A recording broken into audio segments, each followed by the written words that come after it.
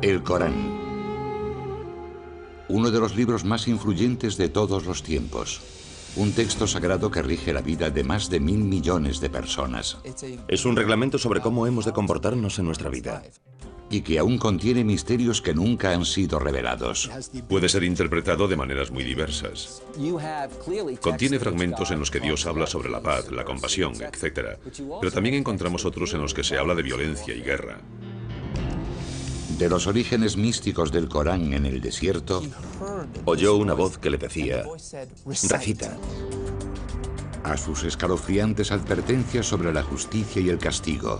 El Corán no se reprime a la hora de explicar de forma explícita los castigos que nos aguardan en las llamas del infierno. ¿Qué hay en el fondo de esta sagrada escritura? ¿Cuáles son los secretos del Corán?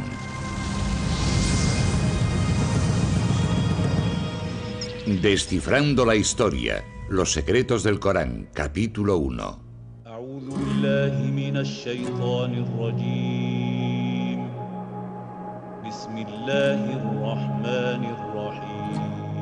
Escuchen algunas de las palabras más poderosas de la historia de la humanidad. Son el motor de una de las religiones que más crece en el mundo.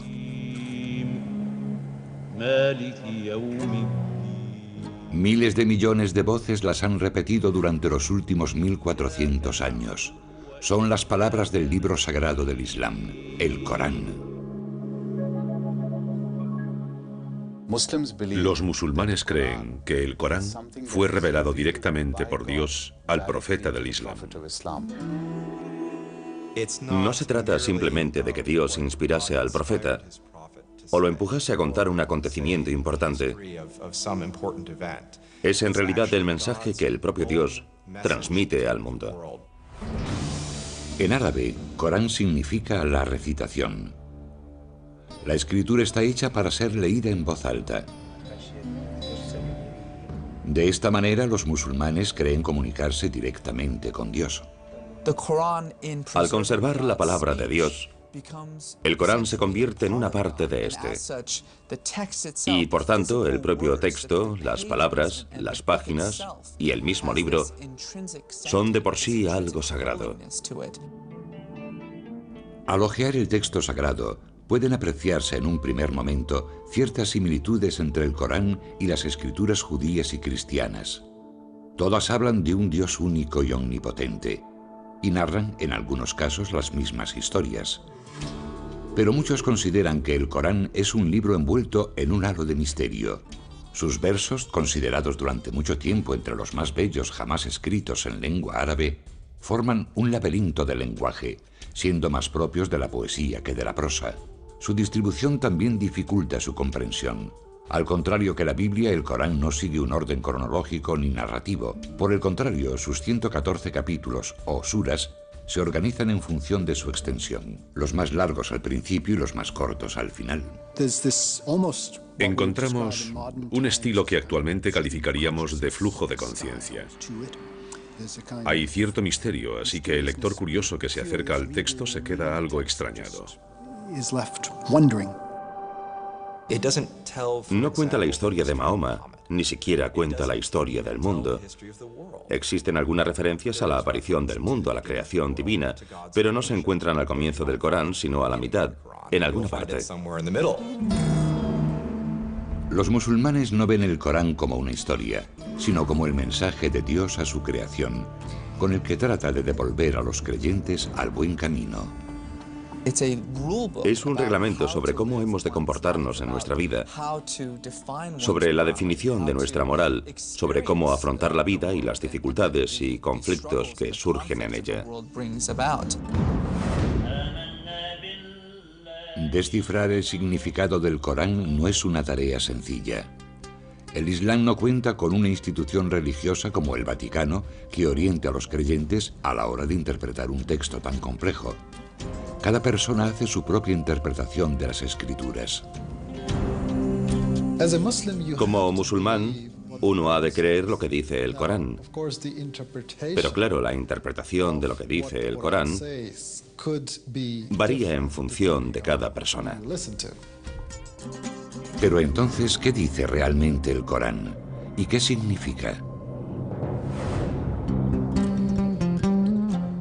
Las palabras que rigen en la actualidad la vida de los musulmanes fueron reveladas en un momento concreto de la historia, a unas determinadas personas y en un determinado lugar. La historia tradicional musulmana del Corán comienza hace 1400 años, en una árida zona de la península arábiga. Un remoto lugar habitado por beduinos nómadas del desierto y que contaba con algunos poblados tribales. Los musulmanes conocen aquella época como Yahilia, la edad de la ignorancia. Podría decirse que Arabia tenía una civilización atrasada si la comparamos con los grandes imperios de la época, con Bizancia a un lado y el imperio sasánida, el segundo imperio persa, al otro. En mitad del desierto, rodeada de montañas, se encontraba la ciudad de la Meca, centro social, económico y religioso de Arabia. En la Meca coexistían muchos planteamientos religiosos diferentes. Algunos árabes habían adoptado las creencias del judaísmo y el cristianismo, y las historias y enseñanzas de ambas doctrinas eran de sobra conocidas en la región. La Meca preislámica era una ciudad llena de judíos y cristianos. Allí se combinaban distintas ideas del cristianismo y del judaísmo. Sin embargo, el panorama religioso de Arabia en el siglo VI está dominado por personas que creen en una multitud de dioses. Cada año los peregrinos invaden la Meca para rendir culto en la Kaaba, un sepulcro convertido en el panteón de un sinfín de deidades e ídolos. Creían en la existencia de Dios, pero Dios, de alguna forma, era una figura demasiado distante como para relacionarla con la rutina diaria de los hombres. Así pues, estos ídolos funcionaban como intermediarios entre Dios y los hombres. A mediados del siglo VI, la Kaaba albergaba 360 ídolos. La peregrinación anual al sepulcro reportaba enormes beneficios económicos a la tribu que controlaba el lugar sagrado, los Quraysh. Llegaba un montón de gente que debía hacer algún tipo de ofrenda y pagar un tributo, así que era un negocio muy lucrativo. Los Quraysh estaban amasando una enorme fortuna. Mientras sus líderes se enriquecían, la mayoría de los habitantes de la Meca vivían en la más absoluta miseria. Había un problema enorme en lo que respecta a la distribución desigual de la riqueza. Había problemas con los derechos de los huérfanos, las mujeres y los necesitados. La esclavitud era una práctica habitual en la Meca. Las niñas se consideraban algo inútil y a menudo eran enterradas al nacer. Esa es la ciudad de la Meca en la que en el año 570 nace un niño llamado Muhammad ibn Abdullah. Un niño pobre que se convertiría en el profeta de una de las religiones más importantes del mundo. Para los musulmanes, mostrar cualquier tipo de imagen de Mahoma es una blasfemia. Se sabe muy poco de la infancia de Mahoma, y los relatos existentes fueron escritos más de 100 años después de su muerte. Dichas historias afirman que cuando Mahoma cumplió los 6 años, sus padres ya habían muerto. Siendo huérfano en una sociedad como aquella, enormemente estratificada, tenía que ser pobre. Debía de pertenecer al grupo que no formaba parte de la aristocracia hacendada que controlaba prácticamente todos los aspectos de la organización política, social y económica de la ciudad. Sin embargo, Mahoma encontró el apoyo de un tío suyo muy poderoso, y a los 25 años ya era un comerciante de éxito que lideraba una caravana y se había hecho un nombre como hábil hombre de negocios. Mahoma también tenía fama de hombre íntegro y llamó la atención de una acaudalada viuda mayor que él llamada Khadija, que lo contrató para que dirigiese una caravana suya. Poco después, ella le hizo una propuesta de matrimonio. Según las biografías musulmanas tradicionales, Mahoma tuvo éxito en sus negocios y un matrimonio feliz. Sin embargo, seguía tratando de encontrar un sentido a un mundo asolado por la pobreza y la injusticia. Pienso en el profeta como un hombre con inquietudes religiosas que estaba sensibilizado con una idea de Dios y en cuya vida la espiritualidad ocupaba un lugar cada vez más importante. Mahoma comenzó a cuestionarse las religiones tribales que adoraban a distintos dioses. Muchos creen que formó parte de un pequeño grupo de personas de Arabia que no estaban de acuerdo con el paganismo imperante, con los rituales, con el politeísmo que dominaba Arabia. Cada cierto tiempo se apartaba de la sociedad para reflexionar sobre las realidades de la existencia humana. En uno de esos retiros, en una cueva fuera de la Meca, Mahoma tuvo una visión que cambiaría el curso de la historia. En aquella cueva, según la tradición musulmana, se le reveló la palabra de Dios, desencadenando una serie de eventos que ayudaron a crear el mundo que hoy conocemos.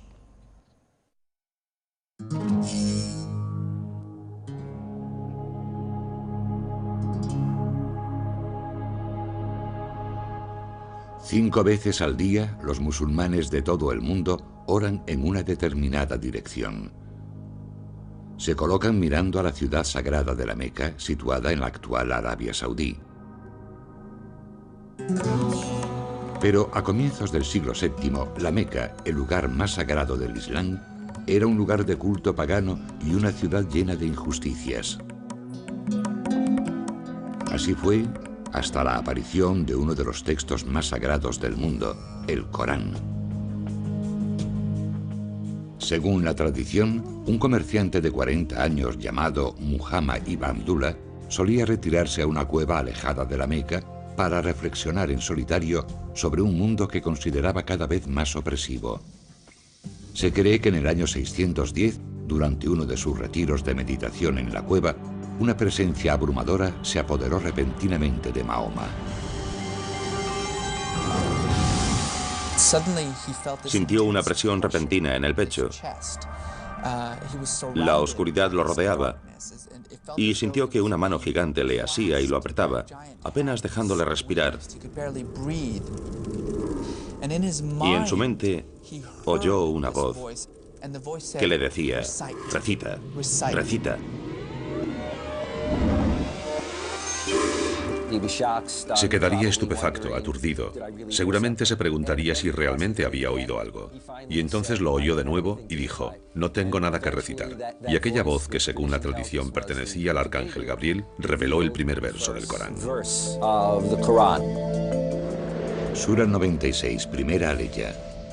Recita en el nombre de tu Señor, que ha creado al hombre de sangre coagulada. Recita, tu Señor es el munífico, que ha enseñado el uso del cálamo, ha enseñado al hombre lo que no sabía. Es un momento importantísimo, porque es el instante en el que Mahoma deja de ser un simple comerciante de la Meca, preocupado por los males de la sociedad, para convertirse de pronto en lo que en la tradición bíblica se conoce como profeta. Y como le sucede a muchos profetas, no quiere ni oír hablar de ello. Presa del pánico y preocupado por su salud, Mahoma va a buscar a su esposa Khadija. Lo que quiere realmente es suicidarse. Pero finalmente Khadija lo evita y le explica que ha recibido la llamada de Dios, que éste le ha asignado una tarea profética y que no tiene otra alternativa que dar a conocer el mensaje. La revelación de la cueva marca el comienzo de un periodo de 22 años durante los que Mahoma recibe los mensajes divinos que formarán el Corán. De acuerdo a la tradición, en ocasiones las palabras resonaban en sus oídos como una campana. En otros momentos surgían en tortuosos ataques similares a los de la epilepsia. Sufría convulsiones, empezaba a sudar y su mirada se perdía en el horizonte. Los que lo veían casi creían que estaba muerto. Y cuando estos momentos proféticos terminaban, de repente vomitaba las revelaciones. Dichas revelaciones parecían hacerse eco en todo momento de las necesidades del pueblo árabe. Los primeros versos eran escuetos y sencillos y cuestionaban las prácticas paganas de los habitantes de la Meca, haciendo una llamada a la adoración de un único Dios. Sura 73, octava aleya. Y menciona el nombre de tu Señor y conságrate totalmente a Él. El Señor del Oriente y del Occidente, no hay más Dios que Él. Tómale, pues, como protector. Durante los primeros años de revelaciones, Mahoma memoriza los versos y los comparte solamente con su mujer y sus allegados.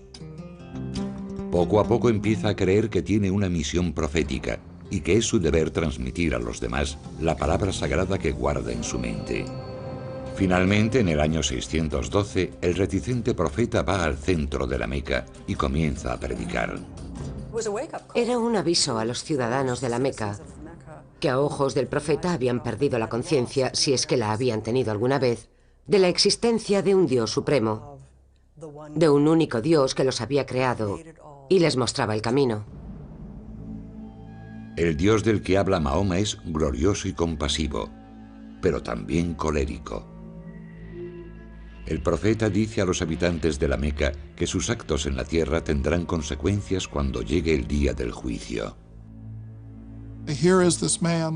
Tenemos a un hombre del que se sabe que ha estado haciendo vigilias, que llega, digamos, al mercado y dice: el mundo se acabará. El Dios que lo creó le pondrá fin y os incumbe a todos. Se trata de un mensaje muy contundente. Es un mensaje contundente, pero no novedoso.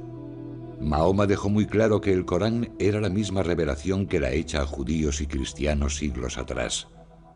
Un mensaje de Dios a la humanidad. No obstante, la revelación se dirigía esta vez al pueblo árabe, por vez primera, y en su propia lengua. El profeta nunca dijo que estuviese creando una nueva religión. Simplemente dijo que era un mensajero que portaba el mismo mensaje que había sido transmitido anteriormente por un gran número de figuras de su historia común. El Corán repite una y otra vez: no olvidéis lo que le sucedió a Abraham cuando...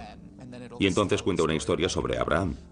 No olvidéis lo que le sucedió a José, y cuenta una historia sobre José. Lo más curioso es que dichas historias aparecen en una especie de adaptación, de versión resumida de esos grandes relatos.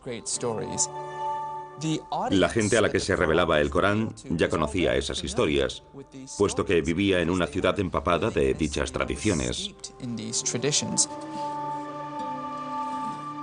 Según los musulmanes, uno de los aspectos más notables del Corán es que Mahoma memorizó las revelaciones a medida que se le comunicaban, para después recitárselas literalmente a sus discípulos. A pesar de que existía en aquella época una forma escrita de la lengua árabe, no eran muchos los que sabían leer o escribir. Mahoma no era una excepción. En el Islam, se cree que Mahoma era analfabeto. Esto pone de manifiesto, por supuesto, que él no pudo escribir las revelaciones. Y por otra parte, surge la pregunta de cómo se conservaron. El pequeño grupo de discípulos de Mahoma memoriza rápidamente cada nueva revelación, añadiéndola verso a verso a los fragmentos del Corán que ya conocen. Dado el tipo de cultura en la que viven, tales hazañas memorísticas no resultan sorprendentes. Estamos hablando de culturas basadas en la oralidad. En cierta manera, la cultura oral en la que vivía Mahoma permitía que la gente escuchase algo una o dos veces y que fuese capaz de memorizarlo y recitarlo posteriormente palabra por palabra. El conjunto de revelaciones se va ampliando y Mahoma sigue predicando en las calles de la Meca, atrayendo a un pequeño grupo de conversos. Sus discípulos comienzan a ser conocidos como musulmanes, que significa los que se someten a Dios. El mensaje de Mahoma resulta especialmente atractivo a los pobres y marginados de la ciudad, que se identifican con las reclamaciones sociales de los versos, que defienden la liberación de los esclavos y el ejercicio de la caridad con los necesitados. Algunos de los que se convirtieron al mensaje del Corán lo hicieron seducidos por la belleza del lenguaje, que algunos veían tan perfecto que lo consideraban una prueba de la existencia de Dios. Si le preguntas a un musulmán, bueno, ¿qué pruebas hay de que se trate de una revelación divina?, te contestará, y llevan haciéndolo más de 1000 años, que la prueba es el propio Corán, que ese es el mayor milagro, que un analfabeto en medio de ninguna parte cree de pronto un documento tan magnífico y poderoso. Pero no todos están contentos con lo que predica Mahoma. Su provocador mensaje, que se niega a reconocer la divinidad de los ídolos que alberga la Kaaba, atrae las iras de la tribu dominante, los Quraysh, ya que amenaza su posición de poder. Si no hacían falta intermediarios ante Dios, no había razón para la existencia de los ídolos. Y sin los ídolos, la Kaaba no tenía razón de ser. Sin la Kaaba, tampoco hay ninguna razón que justifique el dominio de la Meca como capital social y económica de la península arábiga. El conflicto de los Quraysh con Mahoma y sus revelaciones no se debía a motivos teológicos, sino que era un conflicto económico, un conflicto político. Los Quraysh y el grupo mayoritario de la Meca no se muestran demasiado condescendientes con el pequeño grupo de seguidores del mensaje de Mahoma. Los musulmanes son brutalmente perseguidos. Algunos sufren palizas en las calles, otros son torturados. Durante 9 años, los musulmanes soportan las humillaciones, manteniéndose firmes en su creencia de que no hay más Dios que Dios. El propio Mahoma goza de la protección de su acaudalada esposa y su poderoso tío, pero tras la muerte de ambos, el profeta y sus discípulos se dan cuenta de que no les queda otra alternativa que huir de la Meca. La estructura social había sido destrozada hasta tal punto que se veía incapaz de proseguir su misión en la Meca. Y decidió que tendría que buscar una especie de base de operaciones alternativa. El cambio de lugar traerá consigo un nuevo tipo de mensaje para el Corán, que hará hincapié en las leyes y en la guerra.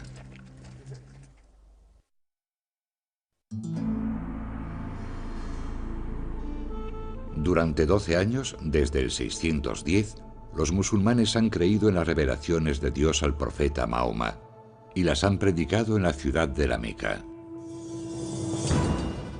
Pero la vida del cada vez mayor grupo de discípulos de Mahoma se hace peligrosa. Los líderes de la ciudad rechazan la creencia de los musulmanes en la existencia de un único Dios, persiguen con saña a los creyentes y ponen precio a la cabeza del profeta. La suerte de Mahoma cambia en el año 622, cuando recibe la invitación de unos forasteros. Desde un oasis cercano, llegó a la Meca un grupo de personas en busca de alguien que pudiese resolver una disputa que tenían. Pensaron que Mahoma, como profeta, era la persona ideal para el puesto. Y finalmente acordaron que no solo acogerían a Mahoma y a su familia, sino a todo un grupo de musulmanes. Paulatinamente, de forma clandestina, la reducida comunidad musulmana recorre los 400 kilómetros en dirección norte que la separan de Yatrib, ciudad que pasaría a conocerse como Medina, la ciudad del profeta. En su nuevo hogar, Mahoma asume también un nuevo cargo. Al principio era simplemente un profeta del que Dios se servía para transmitir su mensaje. En Medina, sin embargo, se convierte en un líder. Es el líder de la comunidad musulmana, pero también asume cierta autoridad sobre todo el oasis de Medina. En Medina, el profeta sigue transmitiendo revelaciones a sus discípulos, pero la naturaleza de los mensajes varía notablemente. Según los musulmanes, los versos reflejan a partir de entonces la condición de líder de Mahoma, que añade un nuevo elemento a su mensaje, una guía práctica sobre la creación y el gobierno de una sociedad. Se habla básicamente de la necesidad de regular la sociedad. Por lo tanto, las leyes son lo más interesante del período en Medina. Podría decirse que prácticamente toda la legislación incluida en el Corán proviene de esa etapa. Las revelaciones que la tradición relaciona con Medina sentaron las bases de la ley islámica. Incluían normas para casi todos los aspectos de la vida, desde la prohibición del alcohol hasta el permiso para que las madres den de mamar a sus hijos durante 2 años. Los versos ofrecen indicaciones sobre las herencias, otorgan nuevos derechos a los más desfavorecidos como huérfanos y esclavos, y establecen nuevas reglas que mejoran la situación social de la mujer. Sin embargo, la interpretación de dichas leyes no es siempre sencilla. De hecho, algunas de ellas siguen siendo motivo de debate actualmente. Un buen ejemplo, ¿permite el Corán la poligamia? Sura 4, tercera aleya. Casaos con las mujeres que os gusten, 2, 3 o 4. Pero, si teméis no obrar con justicia, entonces con una sola. A primera vista, la aleya parece bastante clara, pero los estudiosos apuntan que estas palabras pueden interpretarse de diversas maneras. Unos interpretan que se pueden tener hasta 4 esposas, otros que solo se puede tener una, porque es imposible tratar a varias personas de forma equitativa. Algunos defienden que alude a situaciones muy concretas en las que haya muchas chicas huérfanas disponibles, y que en este fragmento se sugiere que hay que hacerse cargo de ellas. Por lo tanto, no es fácil extraer las implicaciones exactas del texto en nuestro tiempo o en cualquier otra época. Inspirada por el mensaje del Corán y el liderazgo de Mahoma, toda la ciudad de Medina se convierte al Islam. Las leyes expuestas en los versos del Corán se convierten en las leyes de la ciudad. Era una comunidad que vivía de acuerdo a las revelaciones que iban saliendo de la boca de Mahoma. Se trataba de una revelación viva, en constante evolución. Pronto esa revelación permitirá a los musulmanes tomar las armas para sobrevivir. Los ciudadanos de la Meca seguían ofreciendo una recompensa por la cabeza de Mahoma, que predicaba contra sus prácticas religiosas y amenazaba su bienestar económico. Y no aceptaban a Mahoma como gobernador de Medina. En el año 622, la Meca declara la guerra a Mahoma y sus discípulos. El Corán, que había facilitado leyes cuando la comunidad necesitaba orden, les anima entonces a defenderse de sus agresores. Sura 2, 191ª aleya. Combatid por Alá contra quienes combatan contra vosotros, pero no os excedáis. Alá no ama a los que se exceden. Matadles donde deis con ellos, y expulsadles de donde os hayan expulsado. Hoy, esos versos, conocidos como los versos de la espada, constituyen algunos de los pasajes más sorprendentes y polémicos del Corán. Aquellos que defienden que el Corán promueve la violencia recurren a dichos versos para justificar su postura. Sin embargo, las frases suelen ser algo más complejo que un simple grito de guerra. El Corán dice, matad a los infieles donde deis con ellos. Esto hay que entenderlo en un contexto en el que los musulmanes están asediados, tienen enemigos, y el Corán les dice, combatid a los enemigos de Dios. Pero el Corán también dice, cuando el enemigo deje de suponer una amenaza, cuando deje de luchar, recordad que Dios es compasivo, recordad que la guerra no es el camino que debemos seguir. Con el respaldo de las revelaciones, los musulmanes luchan contra los ciudadanos de la Meca durante 8 años por toda la península arábiga. En el año 630 los musulmanes lanzan un ataque y asedian la Meca con un ejército de 10.000 hombres. La ciudad no tiene más remedio que rendirse. La tradición afirma que Mahoma, fiel a las enseñanzas del Corán, fue un vencedor compasivo y concedió la amnistía a toda la ciudad. Tras la derrota, muchos habitantes de la Meca se convierten al Islam y aceptan las enseñanzas del Corán. Sin embargo, Mahoma aún no ha completado su misión. Desde el día en que el Corán le fue revelado por primera vez en 610 hasta su ida a Medina 12 años después, Mahoma ha condenado públicamente las prácticas paganas y la veneración de los ídolos de la Kaaba. No hay más Dios que Dios, repetía constantemente, citando el principio fundamental del Corán. Así pues, Mahoma entra en la Kaaba y destruye todas sus deidades, declarando el lugar un santuario dedicado a la veneración del único Dios. Mahoma había logrado alcanzar su objetivo, y lo había hecho haciendo lo que Dios le había pedido. En 632, tan solo 2 años después de volver al lugar donde había nacido, Mahoma fallece a los 62 años. Su último suspiro pone fin al Corán. Sin embargo, sigue sin existir físicamente. Solo se conserva en la memoria de la comunidad. El mensajero ha muerto. Ahora sus seguidores deben luchar para que el mensaje siga vivo.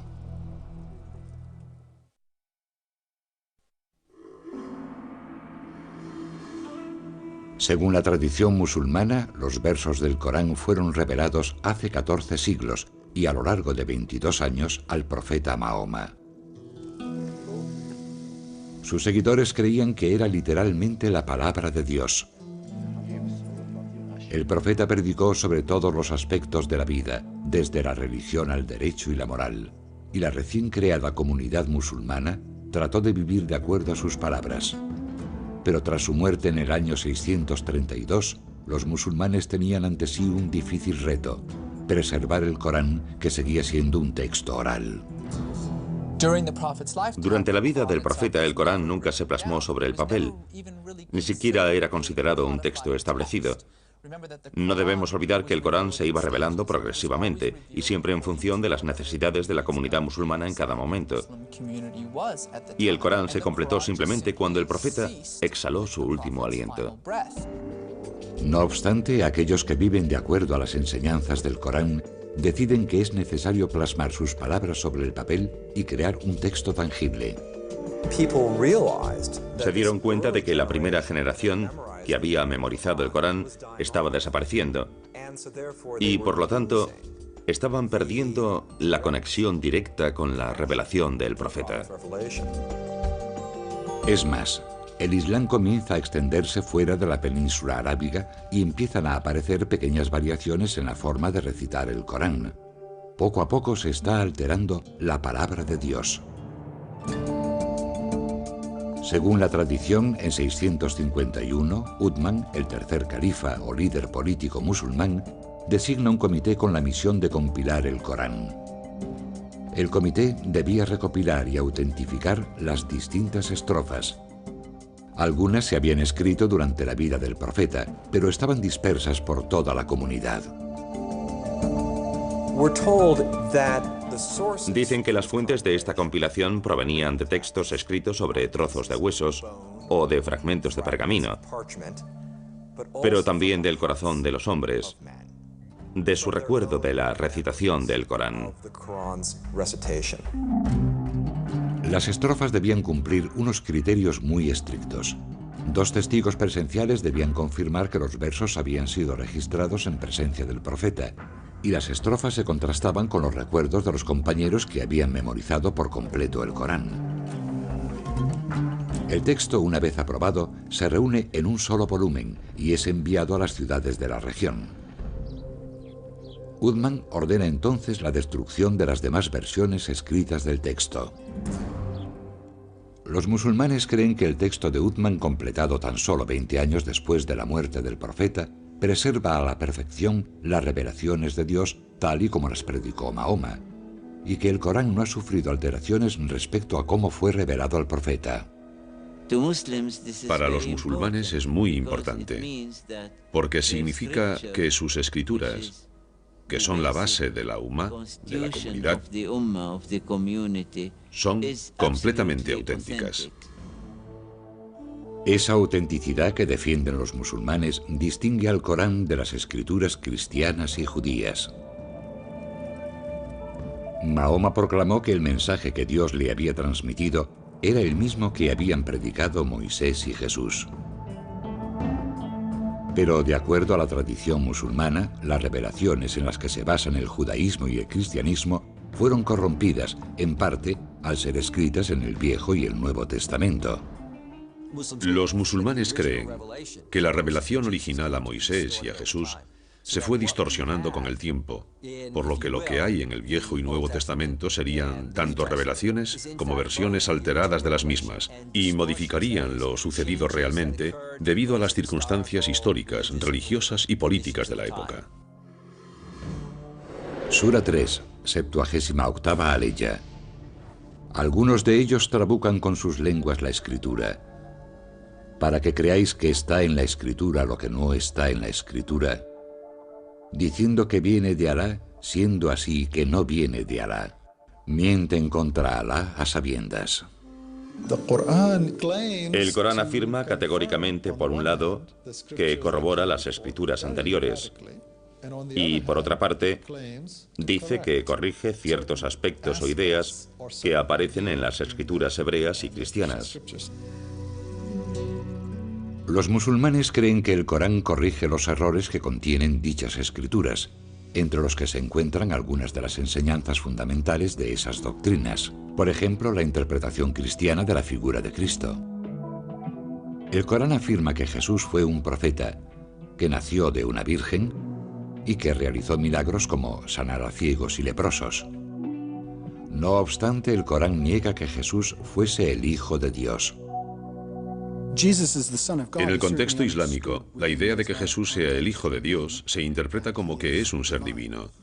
Esto supone, desde el punto de vista musulmán, que los cristianos tienen distintos dioses, mientras que los musulmanes sostienen que solo puede haber un Dios. El Corán discute también la historia bíblica de la crucifixión de Jesús, afirmando que Jesús no murió en la cruz, sino que Dios lo elevó a los cielos y que sus verdugos crucificaron por error a otro hombre que se parecía a Jesús. Sura 4, 157ª aleya.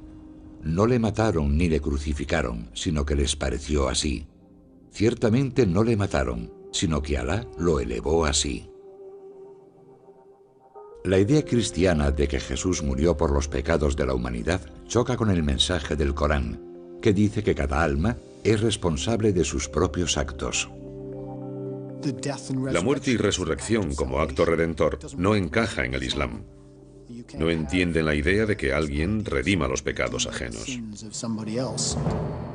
Los musulmanes creen que debido a las tergiversaciones existentes en la Biblia, Dios se vio obligado a transmitir su palabra una última vez. En el Islam se considera que el Corán, tal y como fue dictado a Mahoma y conservado por Uthman, es la única revelación divina verdadera. Ven el Corán como la última revelación, la única completa y no corrompida, y creen que Mahoma fue el último profeta de Dios. Durante los últimos 400 años los musulmanes se han esforzado por seguir las indicaciones de dicha revelación. Pero esta es una tarea ardua y polémica, una tarea que constituye la única esperanza de alcanzar la salvación cuando llegue el apocalipsis que presagian las páginas del Corán.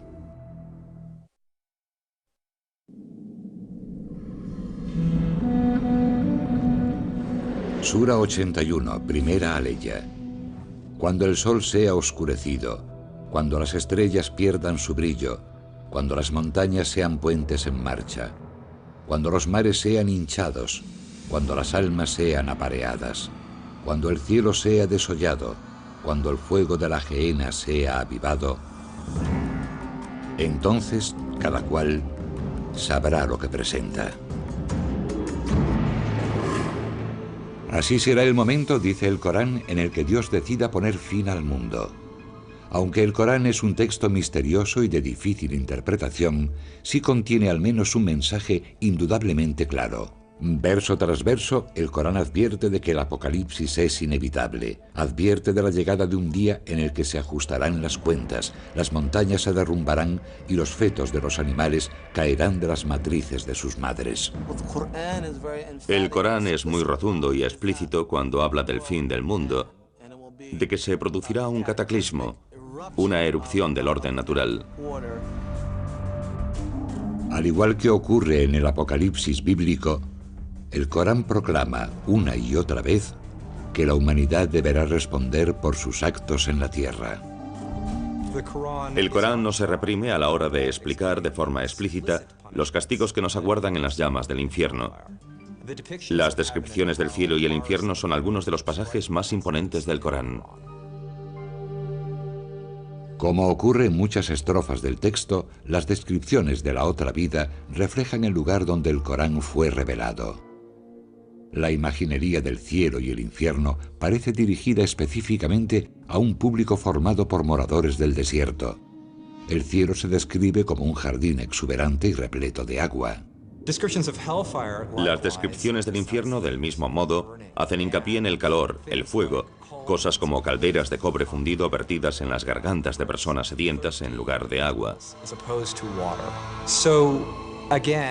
Así pues, se toman el dolor y el sufrimiento naturales de esa zona y se llevan a un nivel superior para describir los padecimientos del infierno. Para los musulmanes, el único modo de conseguir la salvación en el día del juicio final consiste en seguir el Corán. Pero la interpretación exacta de lo que quiere decir el libro sagrado ha levantado polémicas durante siglos, en parte debido a que el Islam no cuenta con una única autoridad religiosa. El Islam no tiene una estructura jerárquica, no existe una institución como la Iglesia. Por lo tanto, los fieles pueden formarse su propia opinión libremente. Dificultar las cosas puede parecer una paradoja. Si Dios desea revelar su mensaje, ¿por qué a veces las escrituras son tan crípticas? Sura 3, séptima aleya. Él es quien te ha revelado la escritura.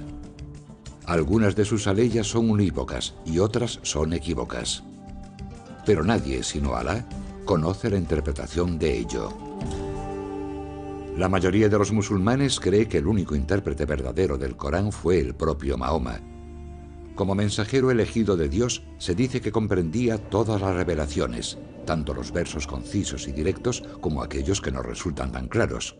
Así pues, a lo largo de la historia del Islam, los musulmanes han examinado los relatos de la vida de Mahoma, sus palabras y obras, para tratar de explicar el Corán.